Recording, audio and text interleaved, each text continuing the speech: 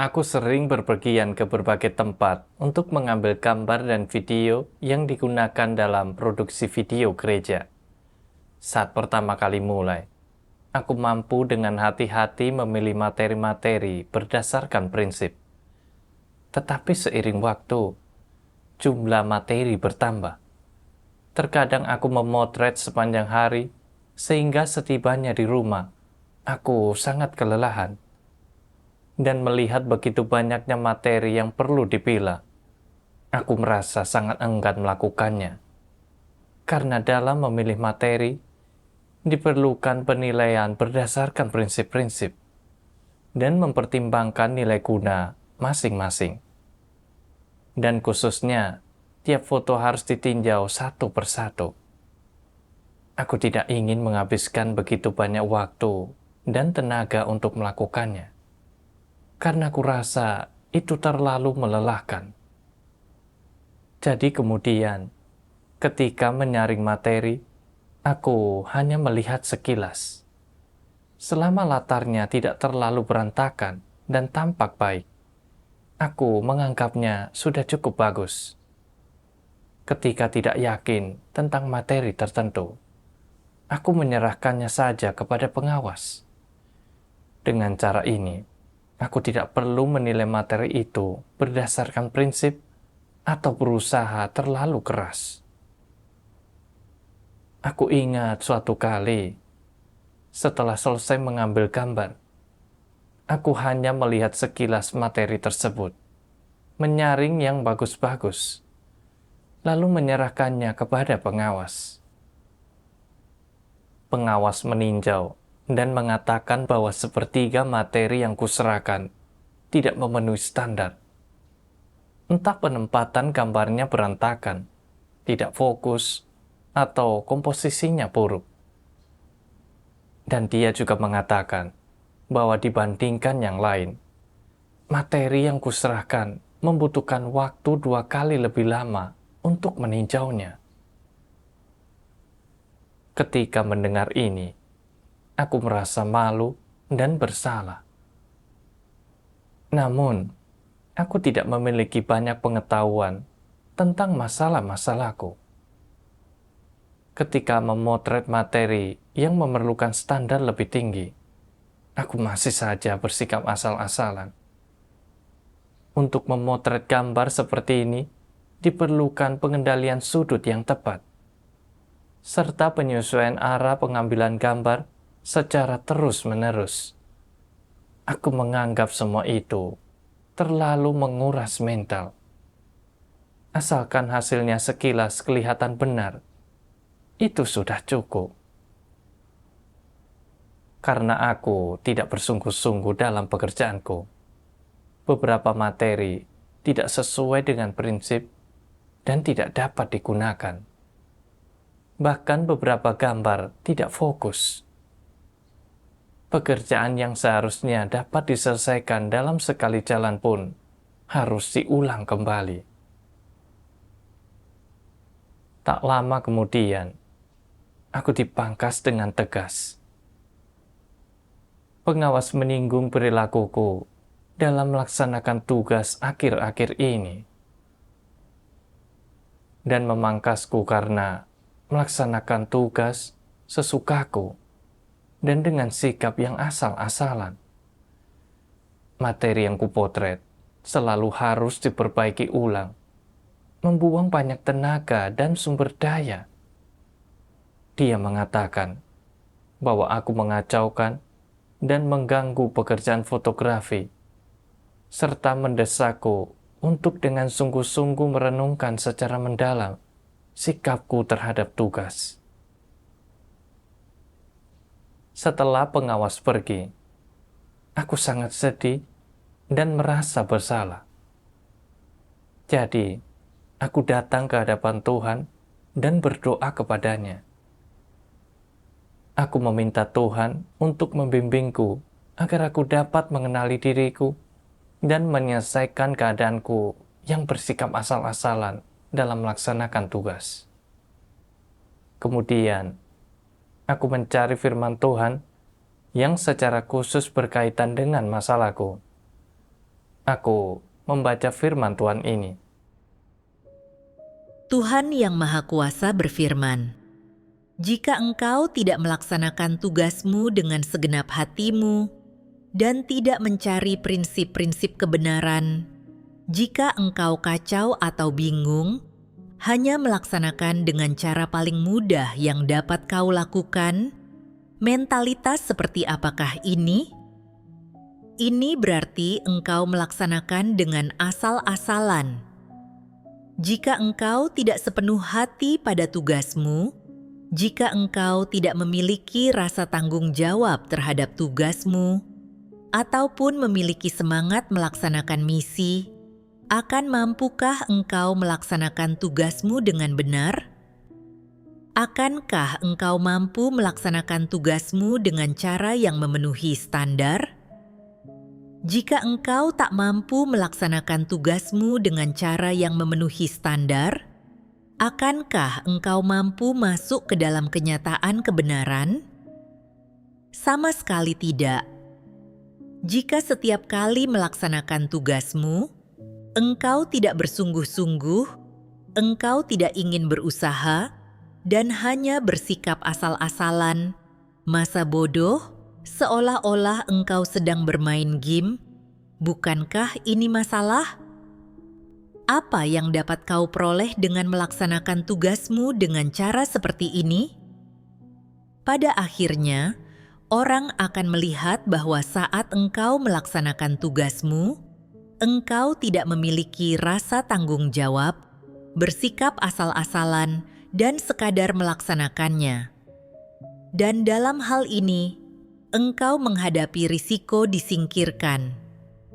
Tuhan memeriksa seluruh proses saat engkau melaksanakan tugasmu, dan apa yang akan Tuhan katakan? Tuhan akan berkata bahwa engkau tidak dapat dipercaya, dan bahwa engkau harus disingkirkan. Jadi, apapun tugas yang kau laksanakan, entah tugas penting atau tugas biasa, karena pekerjaan ini telah dipercayakan kepadamu, jika engkau tidak melaksanakannya dengan segenap hati atau memenuhi tanggung jawabmu, dan jika engkau tidak memandang tugas ini sebagai amanat dari Tuhan, atau melaksanakannya sebagai tugas dan kewajibanmu sendiri, selalu melakukan tugas dengan sikap asal-asalan, maka ini akan menjadi masalah. Tidak dapat dipercaya. 3 kata ini akan menggolongkan pelaksanaan tugasmu. Maksudnya adalah pelaksanaan tugasmu itu tidak memenuhi standar dan engkau telah disingkirkan, dan Tuhan berkata bahwa karaktermu tidak memenuhi standar. Jika suatu hal dipercayakan kepadamu, tetapi sikapmu terhadap hal tersebut seperti ini, dan caramu menanganinya seperti ini, akankah engkau diberi amanat untuk tugas berikutnya pada masa mendatang? Dapatkah hal yang penting dipercayakan kepadamu? Sama sekali tidak, kecuali engkau menunjukkan pertobatan sejati. Namun, di lubuk hatinya, Tuhan akan selalu menyimpan ketidakpercayaan dan ketidakpuasan terhadapmu. Ini akan menjadi masalah, bukan? Engkau bisa kehilangan kesempatan apapun untuk melaksanakan tugasmu, dan engkau tidak akan mungkin diselamatkan. Firman Tuhan mengungkapkan keadaanku dengan tepat. Dalam melaksanakan tugasku, aku hanya melakukannya setengah hati, dan tidak pernah sepenuh hati dalam melakukan berbagai hal. Aku bertindak asal-asalan dan tidak bertanggung jawab. Orang seperti ini memiliki karakter yang buruk, tidak dapat dipercaya, dan tidak bisa diandalkan. Hari ini, aku beruntung telah menerima Injil Tuhan pada akhir zaman dan dapat melaksanakan tugas di gereja. Ini adalah pengangkatan yang luar biasa dari Tuhan. Namun, dalam melaksanakan tugasku, aku mencari jalan pintas dan melakukan hal-hal dengan setengah hati. Aku tidak pernah mau membayar harga atau bertindak sesuai dengan prinsip. Saat memilih materi, aku hanya melakukannya secara asal-asalan. Ketika merasa tidak yakin, aku tidak mencari prinsip untuk menilainya dengan saksama, melainkan langsung menyerahkannya kepada pengawas. Hal ini membuat pengawas harus menghabiskan banyak waktu dan tenaga untuk meninjau dan menyaring materi yang kupotret, serta menunjukkan masalah pada materi tersebut. Ini memberinya beban yang tidak perlu. Saat dihadapkan dengan pertanyaan dari pengawas, aku hanya merasa sedikit bersalah. Tetapi setelah itu, aku tidak merenungkan diriku. Ketika memotret materi yang perlu memiliki standar lebih tinggi, aku terus mencari jalan pintas dan tidak mengikuti prinsip yang ditetapkan oleh rumah Tuhan. Setiap kali, aku hanya mengejar hasil yang cukup baik. Hal ini menyebabkan banyak materi tidak sesuai dengan prinsip. Hal ini tidak hanya menambah pekerjaan yang perlu ditinjau pengawas, tetapi aku juga harus mengulang pekerjaan. Sehingga beberapa materi yang sangat dibutuhkan mengalami keterlambatan akibat pengerjaan ulang. Aku tidak benar-benar melaksanakan tugasku sama sekali. Aku berbuat jahat, serta menciptakan kekacauan dan gangguan. Gereja telah mempercayakan tugas ini kepadaku, tetapi aku mencari jalan pintas dan bersikap asal-asalan.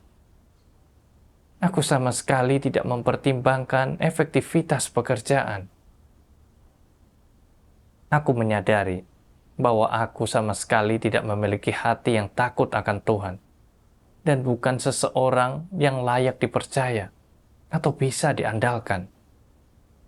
Kemudian, saat membaca persekutuan Tuhan tentang sikap Nuh terhadap amanat Tuhan, aku mendapatkan lebih banyak pemahaman tentang diriku. Tuhan Yang Maha Kuasa berfirman, Nuh hanya pernah mendengar sedikit firman, dan pada zaman itu, Tuhan belum mengungkapkan banyak firman, sehingga Nuh tentunya tidak memahami banyak kebenaran. Dia tidak memahami ilmu sains modern atau pengetahuan modern.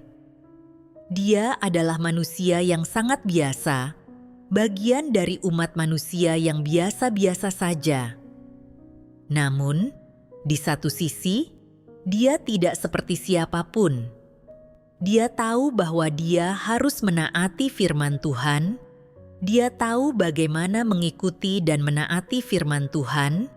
Dia tahu apa posisi manusia yang semestinya, dan dia mampu untuk benar-benar percaya dan tunduk pada firman Tuhan. Tidak lebih. Beberapa prinsip sederhana ini cukup untuk memampukan Nuh menyelesaikan semua yang telah Tuhan percayakan kepadanya, dan dia bertekun dalam tugas ini bukan hanya selama beberapa bulan, ataupun beberapa tahun, ataupun beberapa dekade, tetapi selama lebih dari 1 abad. Bukankah angka ini mencengangkan? Siapa yang mampu melakukan tugas ini selain Nuh? Tak seorang pun. Dan mengapa tidak ada yang mampu? Ada orang-orang yang berkata bahwa ini karena mereka tidak memahami kebenaran. Tetapi itu tidak sesuai dengan fakta. Berapa banyak kebenaran yang Nuh pahami? Mengapa Nuh mampu melakukan semua ini? Orang-orang percaya pada zaman sekarang telah membaca banyak firman Tuhan. Mereka memahami beberapa kebenaran. Lalu mengapa mereka tidak mampu melakukan hal ini? Ada orang-orang yang berkata bahwa ini karena watak manusia yang rusak. Tetapi bukankah Nuh memiliki watak yang rusak? Mengapa Nuh mampu mencapai hal ini, tetapi orang-orang zaman sekarang tidak mampu mencapainya?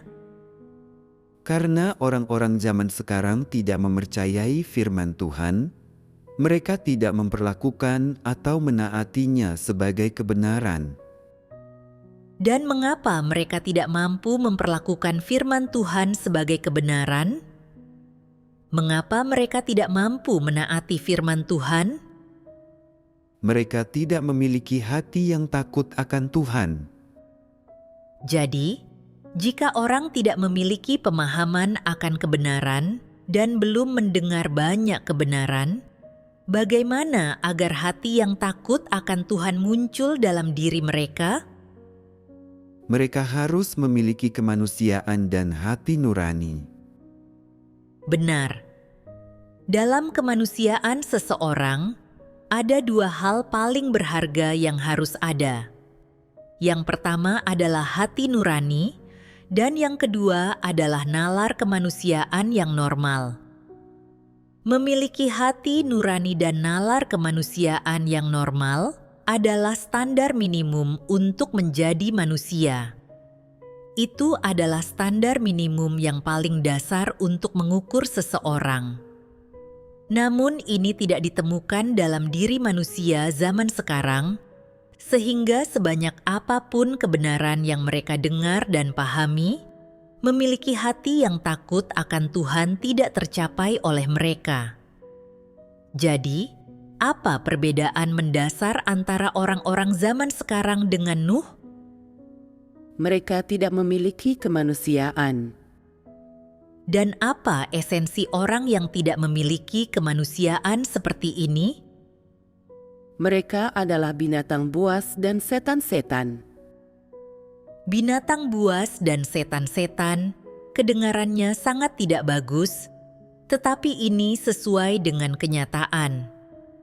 Cara yang lebih sopan untuk mengatakannya adalah bahwa mereka tidak memiliki kemanusiaan. Orang yang tidak memiliki kemanusiaan dan nalar bukanlah manusia. Mereka bahkan lebih rendah daripada binatang buas. Bahwa Nuh mampu menyelesaikan amanat Tuhan adalah karena ketika Nuh mendengar firman Tuhan, dia mampu menyimpannya di dalam hatinya. Baginya, amanat Tuhan adalah pekerjaannya seumur hidup, imannya tidak tergoyahkan, kehendaknya tidak berubah selama 100 tahun. Itu karena dia memiliki hati yang takut akan Tuhan, dia adalah manusia sejati, dan dia adalah orang yang paling bernalar, sehingga Tuhan mempercayakan pembangunan bahtera itu kepadanya. Orang yang memiliki kemanusiaan dan nalar seperti Nuh sangat jarang. Tentunya sangat sulit menemukan seseorang yang seperti Nuh. Nuh melaksanakan amanat Tuhan tanpa mencari jalan pintas dan setengah hati. Tetap teguh dalam usahanya selama 120 tahun. Dan akhirnya, dia membangun bahtera serta memenuhi amanat Tuhan. Nuh memiliki hati nurani dan nalar. Dia adalah seseorang yang memiliki kemanusiaan. Namun, aku kemudian berpikir tentang diriku. Ketika memilih materi, aku hanya melihat sekilas dan bersikap asal-asalan. Aku tidak memikirkan tentang bagaimana melaksanakan tugasku dengan baik, yaitu memeriksa materi mana yang tidak selaras dengan prinsip, mencari tahu di mana kekuranganku, dan apa yang perlu kuperbaiki, atau memikirkan cara memenuhi tanggung jawabku. Sebaliknya, aku menganggap tugasku sebagai beban dan menyerahkan tugas yang lebih rumit kepada pengawas. Sementara itu, aku mencari cara untuk bersantai. Di mana letak kemanusiaanku? Aku melaksanakan tugas dengan usaha seminimal mungkin, tanpa sama sekali mempertimbangkan tuntutan rumah Tuhan, atau dampak dari perilakuku terhadap pekerjaan. Sikap yang kumiliki terhadap pekerjaanku ini bahkan lebih buruk daripada sikap orang tidak percaya yang bekerja untuk bosnya. Aku memikirkan betapa banyak penyiraman dan pemeliharaan yang telah kunikmati dari firman Tuhan, serta bagaimana Tuhan telah memberikan semua yang kubutuhkan untuk bertahan hidup. Tetapi aku masih gagal memenuhi tanggung jawabku sebagai makhluk ciptaan.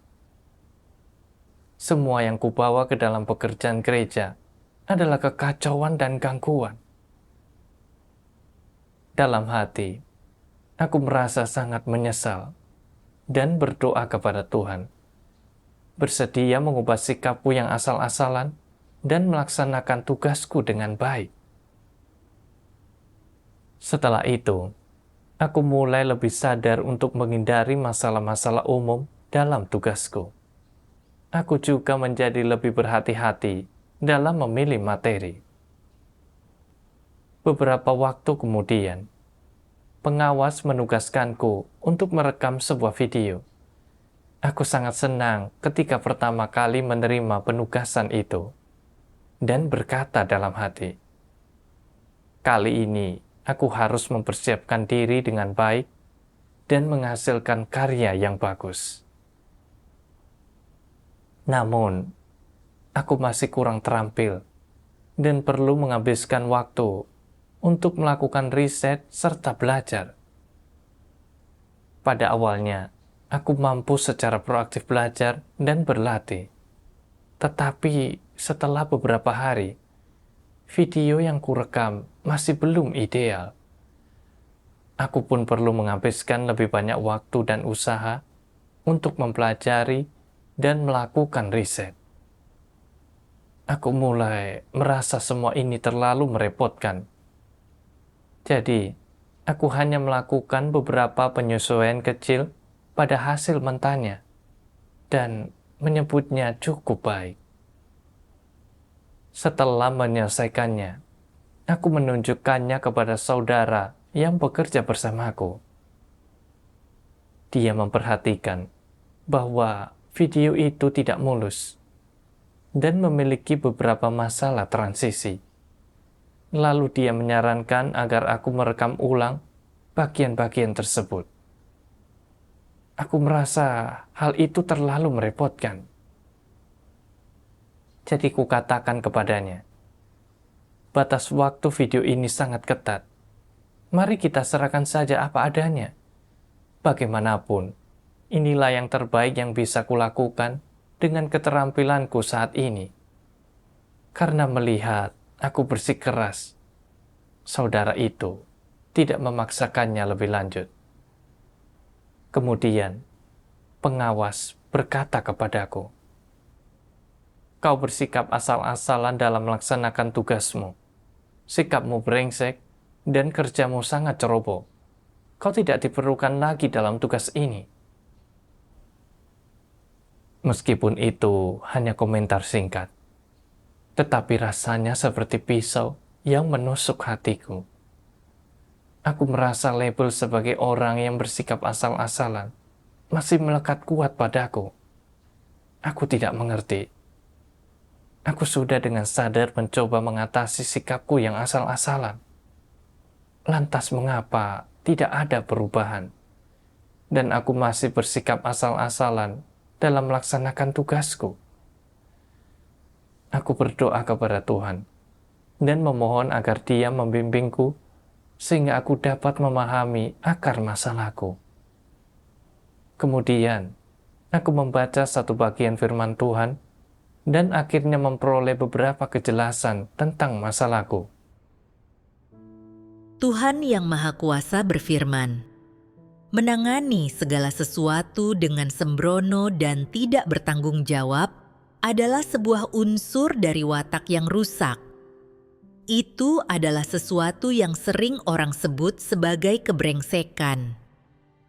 Dalam semua yang mereka lakukan, mereka melakukannya sampai mencapai titik, itu sepertinya sudah benar, dan seperti ini sudah cukup.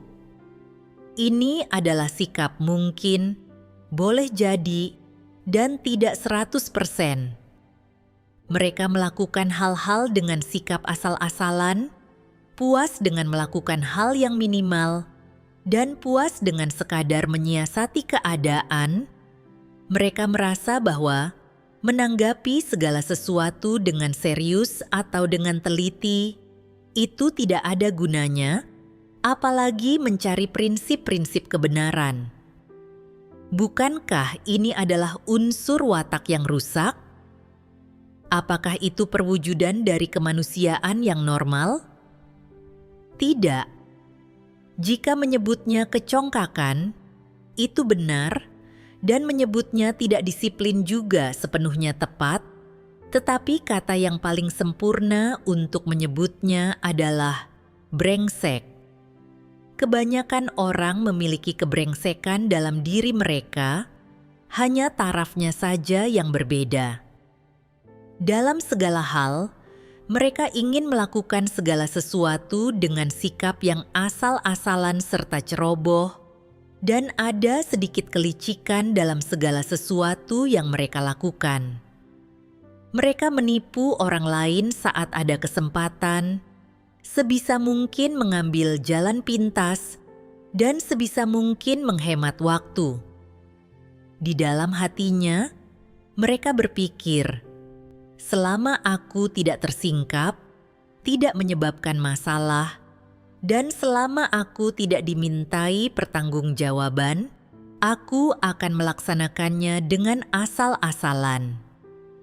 Aku tidak perlu melaksanakan tugas dengan sangat baik, itu terlalu merepotkan.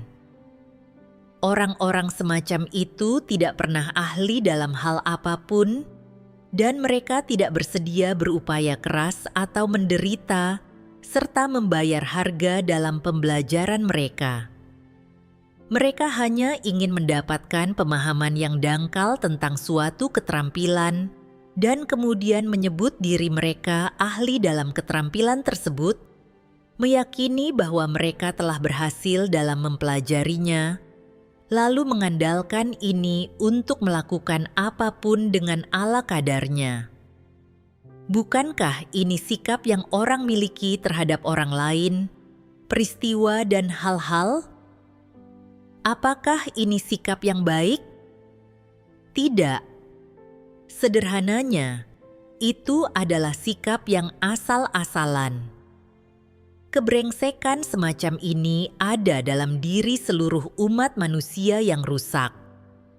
Orang yang memiliki kebrengsekan dalam kemanusiaan mereka menganut sudut pandang dan sikap yang asal-asalan dalam semua yang mereka lakukan. Apakah orang-orang seperti itu mampu melaksanakan tugas mereka dengan baik? Tidak. Apakah mereka mampu melakukan segala sesuatu berdasarkan prinsip? Bahkan lebih tidak mungkin lagi.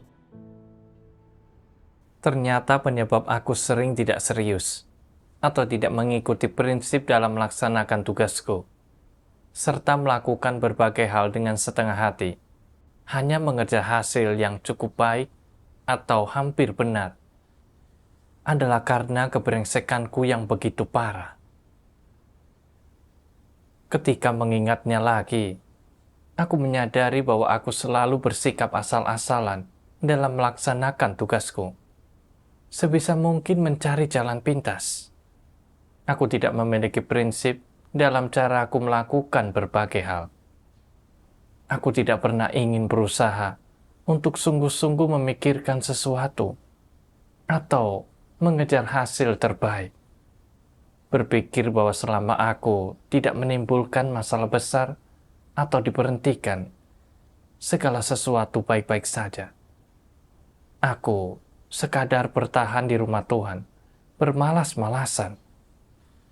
Misalnya, saat memotret materi, jika aku lebih berusaha dan lebih memikirkan prinsip-prinsipnya, aku pasti bisa melakukan pekerjaan dengan baik.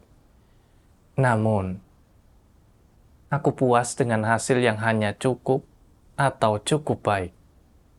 Aku bahkan menggunakan ketidakpahamanku akan prinsip sebagai alasan untuk menyerahkan materi yang sulit kunilai kepada pengawas. Ketika pengawas memintaku untuk merekam sebuah video, meski aku jelas mengetahui ada masalah dengan video itu, dan saudara yang menjadi rekan kerjaku menyarankan untuk merekam ulang, aku tetap tidak mau berusaha lebih keras atau membayar harga, dan menganggap apa yang kukerjakan sudah cukup baik. Aku hanya ingin bekerja seenaknya lalu selesai. Aku menyadari bahwa kebrengsekanku sangat parah, dan aku selalu berusaha mengambil jalan pintas dalam melaksanakan tugasku. Hal ini menghasilkan materi yang tidak memenuhi standar dan menunda kemajuan pekerjaan.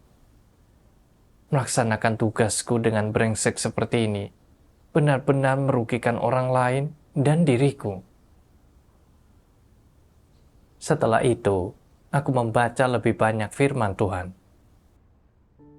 Tuhan Yang Maha Kuasa berfirman, "Caramu memperlakukan amanat Tuhan sangatlah penting, dan ini adalah hal yang sangat serius. Jika engkau tidak mampu memenuhi apa yang telah Tuhan percayakan kepadamu, engkau tidak layak untuk hidup di hadapan-Nya, dan engkau harus menerima hukuman. Memenuhi amanat yang Tuhan percayakan kepada manusia adalah hal yang sepenuhnya wajar dan dapat dibenarkan. Ini adalah tanggung jawab tertinggi manusia, dan itu sama pentingnya dengan nyawanya sendiri. Jika engkau memperlakukan amanat Tuhan dengan remeh, ini adalah pengkhianatan yang paling serius terhadap Tuhan. Dengan melakukannya, engkau lebih menyedihkan daripada Yudas dan harus dikutuk. Orang harus memperoleh pemahaman yang menyeluruh tentang cara memperlakukan amanat Tuhan, dan setidaknya mereka seharusnya memahami amanat yang Tuhan percayakan kepada manusia adalah peninggiannya terhadap manusia dan semacam kasih karunia istimewa yang Dia tunjukkan kepada manusia. Ini adalah hal yang paling mulia, dan semua hal lainnya dapat ditinggalkan, bahkan nyawa sendiri. Tetapi amanat Tuhan harus dipenuhi. Ada orang-orang yang melaksanakan tugas mereka secara konsisten dan tampaknya tidak memiliki masalah besar. Mereka tidak melakukan perbuatan jahat yang nyata atau menyebabkan kekacauan atau gangguan. Mereka tidak menempuh jalan antikristus dan tidak ada kesalahan besar atau masalah prinsip dalam pelaksanaan tugas mereka. Namun, hanya dalam beberapa tahun, mereka tersingkap tanpa menyadarinya. Mereka sama sekali tidak menerima kebenaran, dan mereka adalah pengikut yang bukan orang percaya. Apa yang sedang terjadi di sini? Orang tidak dapat melihat masalah dalam diri mereka, tetapi Tuhan memeriksa lubuk hati manusia, dan Dia dapat melihat masalahnya. Orang-orang ini selalu bersikap asal-asalan dan tidak bertobat dalam pelaksanaan tugas mereka. Seiring berjalannya waktu, mereka pasti akan tersingkap. Apa artinya selalu tidak bertobat? Itu berarti meskipun mereka melaksanakan tugas mereka secara konsisten, mereka selalu memiliki sikap yang keliru terhadap tugas-tugas ini, sikap yang asal-asalan, dan mereka tidak pernah melaksanakan tugas mereka dengan sungguh-sungguh, apalagi dengan sepenuh hati mereka. Sekalipun mereka mengerahkan sedikit upaya, mereka hanya melakukannya dengan asal-asalan, dan mereka jauh dari mengerahkan segenap kekuatan mereka dalam melaksanakan tugas mereka. Pelanggaran mereka tidak ada habisnya. Di mata Tuhan, orang-orang ini selalu tidak bertobat dan mereka selalu bersikap asal-asalan dan tidak pernah berubah, yaitu mereka tidak meninggalkan kejahatan di tangan mereka dan tidak bertobat kepada Tuhan, dan Tuhan tidak melihat sikap pertobatan dalam diri mereka ataupun perubahan dalam sikap mereka. Mereka terus-menerus memperlakukan tugas mereka dan amanat Tuhan dengan sikap dan metode ini. Watak mereka yang keras kepala dan kaku ini tidak pernah berubah. Terlebih lagi, mereka tidak pernah merasa berutang kepada Tuhan, dan mereka tidak pernah merasa bahwa sikap mereka yang asal-asalan adalah sebuah pelanggaran dan perbuatan jahat. Di dalam hati mereka tidak ada rasa berutang, tidak ada rasa bersalah, tidak ada penyesalan, apalagi menyalahkan diri sendiri. Jika keadaan terus seperti ini, Tuhan akan memandang orang-orang ini sebagai orang yang tidak dapat diselamatkan. Apapun yang Tuhan katakan, sebanyak apapun khotbah yang didengar orang-orang ini, atau sebanyak apapun doktrin yang dapat mereka bicarakan, hati mereka tidak dapat menerima kebenaran dan tidak berubah atau berbalik. Jadi Tuhan berfirman, "Tidak ada harapan bagi orang ini. Tidak ada yang kukatakan yang dapat menggerakkan hatinya, dan tidak ada yang kukatakan yang dapat membuatnya berbalik. Tidak ada metode yang kucoba yang dapat menghasilkan perubahan dalam dirinya. Orang ini tidak lagi layak melaksanakan tugasnya, dan dia tidak lagi layak melakukan pelayanan di rumahku." Mengapa Tuhan mengatakan ini? Itu karena mereka terus-menerus bersikap asal-asalan dalam pelaksanaan tugas mereka dan dalam pekerjaan mereka, dan dengan cara apapun mereka dipangkas, dan seberapa besarnya pun toleransi dan kesabaran yang diberikan kepada mereka, itu sia-sia dan tidak dapat membuat mereka benar-benar bertobat atau berubah, apalagi membuat mereka melaksanakan tugas mereka dengan baik, dan mereka sama sekali tidak dapat menempuh jalan mengejar kebenaran, jadi orang ini tidak dapat diselamatkan. Ketika Tuhan menetapkan bahwa seseorang tidak dapat diselamatkan, akankah Dia tetap memegang erat orang ini? Tidak. Tuhan akan melepaskan mereka. Setelah membaca firman Tuhan, aku memahami bahwa sebagai makhluk ciptaan, menerima amanat Tuhan serta melaksanakan tugas kita sebagai makhluk ciptaan adalah sepenuhnya wajar dan dapat dibenarkan. Kita harus dengan sepenuh hati dan sungguh-sungguh memenuhi tugas ini. Jika kita memperlakukan tugas kita dengan sikap ceroboh dan sembrono, itu sama saja dengan mengkhianati Tuhan dan pantas menerima hukuman. Meskipun aku melaksanakan tugasku di gereja, aku tidak benar-benar berkomitmen untuk melaksanakannya dengan baik. Aku selalu bersikap asal-asalan, memilih cara tercepat dan termudah dalam mengerjakan berbagai hal. Bahkan ketika mengetahui adanya masalah, aku mengabaikannya dan berpura-pura tidak melihat. Hal ini akhirnya menyebabkan kekacauan dan gangguan dalam pekerjaan. Aku bahkan tidak berjerih payah dengan cara yang sesuai standar. Pengawas telah memangkas dan mengingatkanku agar aku melaksanakan tugasku dengan baik. Tetapi aku tetap keras kepala, bertindak menuruti watakku yang rusak. Aku benar-benar keras kepala.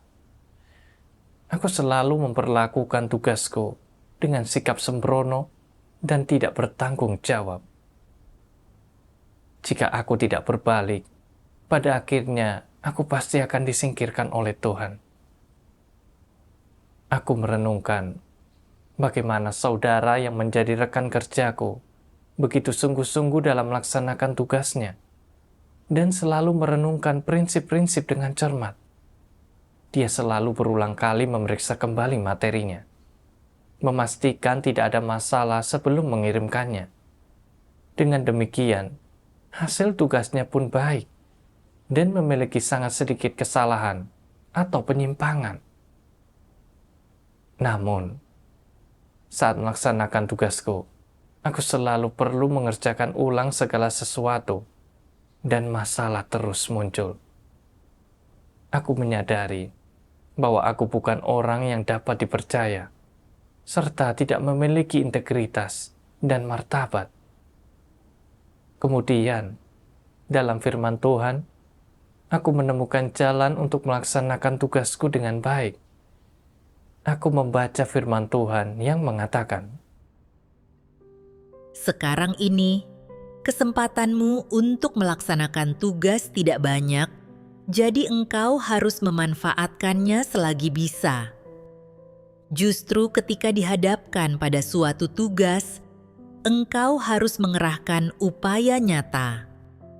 Itulah saatnya engkau harus mempersembahkan dirimu dan mengorbankan dirimu untuk Tuhan, dan itulah saatnya engkau membayar harga. Jangan menahan apapun, menyimpan siasat apapun, menyisakan ruang bagi dirimu sendiri, ataupun mencadangkan jalan keluar untuk dirimu sendiri. Jika engkau menyisakan ruang bagi dirimu sendiri, melakukan tipu daya, atau bersikap licin dan malas, engkau pasti akan melakukan pekerjaan dengan buruk. Ketika engkau melaksanakan tugasmu, engkau sebenarnya sedang melakukan apa yang seharusnya kau lakukan. Jika engkau melakukannya di hadapan Tuhan, jika engkau melaksanakan tugasmu dan tunduk kepada Tuhan dengan sikap yang jujur dan sepenuh hati, bukankah sikap ini jauh lebih tepat? Jadi, bagaimana engkau dapat menerapkan sikap ini dalam kehidupan nyata? Engkau harus membuat menyembah Tuhan dengan sepenuh hati dan kejujuran menjadi kenyataanmu. Setiap kali engkau ingin bersikap asal-asalan, setiap kali engkau ingin bertindak dengan cara yang licik dan malas, dan setiap kali engkau teralihkan atau ingin bersenang-senang, engkau harus berpikir, dengan berperilaku seperti ini, apakah aku tidak dapat dipercaya? Apakah aku sedang sungguh-sungguh dalam melakukan tugasku? Dengan melakukan hal ini, apakah aku gagal sepenuh hati? Apakah aku gagal memenuhi amanat yang telah Tuhan percayakan kepadaku?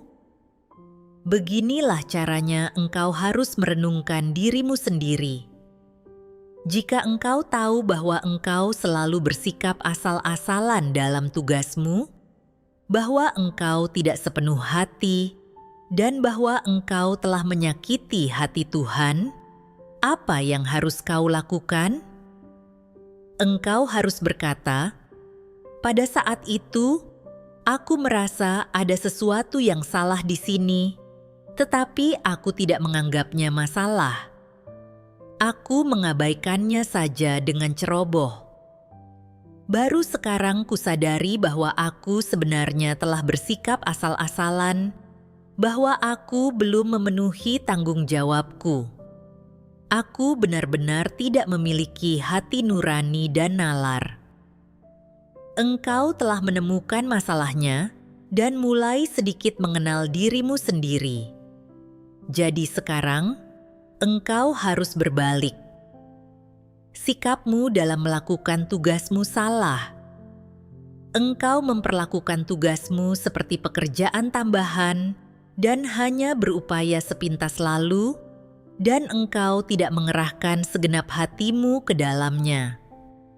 Jika engkau kembali bersikap asal-asalan seperti ini, engkau harus berdoa kepada Tuhan dan membiarkan Dia mendisiplinkan dan mendidik dirimu.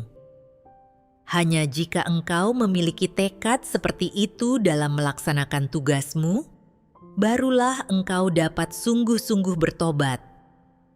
Engkau hanya akan berbalik ketika hati nuranimu jernih dan sikapmu terhadap pelaksanaan tugasmu berubah.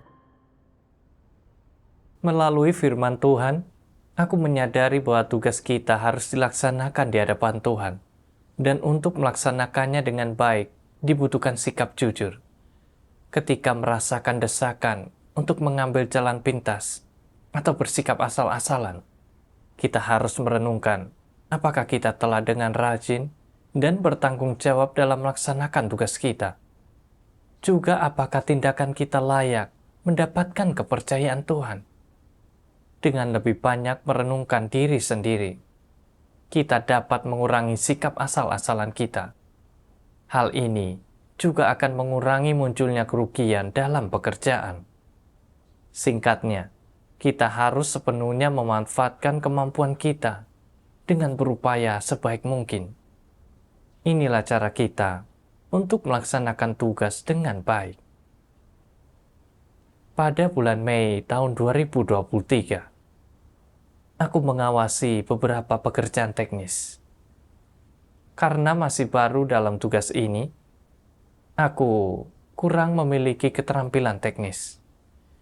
Ketika menghadapi masalah yang dilaporkan oleh saudara-saudari, aku hanya memiliki gambaran umum tentang apa yang terjadi dan tidak memahami detailnya dengan jelas. Hal ini mengharuskanku untuk memecahkan masalah dan menemukan penyebabnya satu persatu. Kadang-kadang, ketika ada banyak masalah, aku merasa tergoda untuk kembali bersikap asal-asalan. Tetapi aku mampu dengan sadar memberontak terhadap dorongan tersebut. Aku ingat suatu kali, salah satu peralatan seorang saudari mengalami kerusakan. Lalu dia bertanya kepadaku penyebabnya. Aku tidak terlalu memahami peralatan itu. Jadi butuh waktu dan usaha untuk benar-benar mencari tahu dan memecahkan masalahnya. Terpikir olehku untuk menjawab seadanya menurut pemahamanku. Namun, setelah menulis jawaban tersebut, aku merasa tidak enak karena menyadari bahwa aku bersikap asal-asalan lagi. Aku teringat bagaimana sebelumnya pendekatanku yang asal-asalan terhadap tugasku telah menyebabkan kerugian bagi pekerjaan.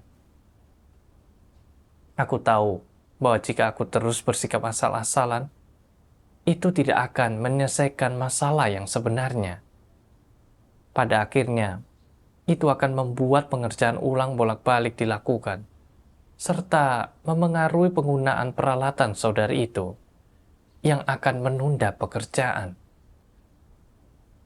Aku perlu sebaik mungkin menjelaskan masalahnya secara tuntas sebelum menanggapi saudari tersebut. Setelah itu, kujalankan proses pemecahan masalah dan menemukan penyebabnya. Dengan menerapkan seperti ini, aku merasa tenang. Kemudian, ketika menghadapi masalah yang tidak dapat kutangani, aku mencari saran dari saudara-saudari dan baru menjawab setelah memastikan solusinya. Setelah menerapkan seperti ini selama beberapa waktu, sikapku terhadap tugasku berubah dan keterampilan teknisku meningkat secara signifikan.